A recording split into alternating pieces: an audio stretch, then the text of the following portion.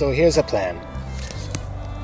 Right now I have painted the base tones for the sky, mountains, and also some trees. As you can see, right now it's 10 a.m.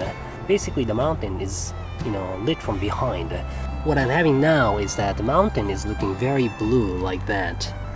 So as the sun moves from left to right, the mountain is going to catch a lot of light from the right side, and then the left side is going to be the shadow. So that means I'll be seeing a lot of contrast on the left side and the right side. So right now I have just painted the background tone, but it's very likely that it's going to change. So I'm going ahead and paint all the base tones as I see, and then I'll make all necessary changes later.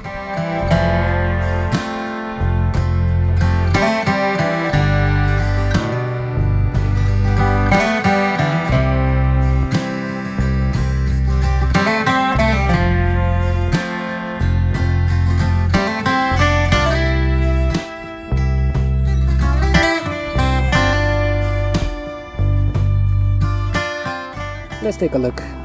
Now it's right around noon. That's as much as I have got. And then that's the landscape. Let's zoom in. It's not really that refined, but I'll be refining that later in the afternoon. So usually I don't paint the foreground tree until later. Let's take a look. But I got a good definition already. But I decided to paint this at this point because there's a lot of overage happening between the foreground tree and the background.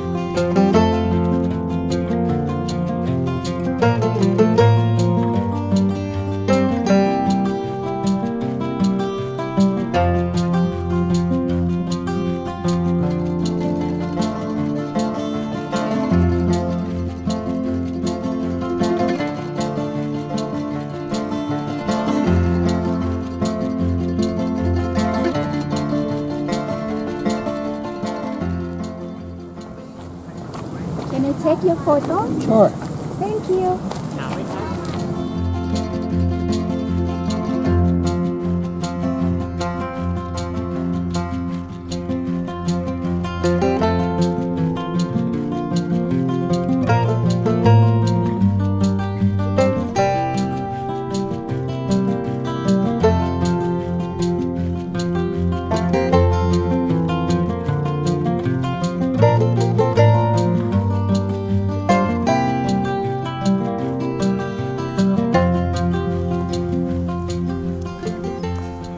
Okay, so now I'm painting the details, the snow on mountain. Never use pure white. As you can see, I'm mixing light blue, the cerulean blue, plus white, and then I'm painting it lighter than the mountain. If you need to go even lighter, you can just go later, but for now this is fine. What I'm using now is a flat brush. Flat brush is really good for such details, and I'm usually using the corner of the brush, just like that. You can always chisel, say if your brush stroke is too large, and then you can always chisel from outside, so you can always do the push and pull technique. Anyway, let's keep going with the details.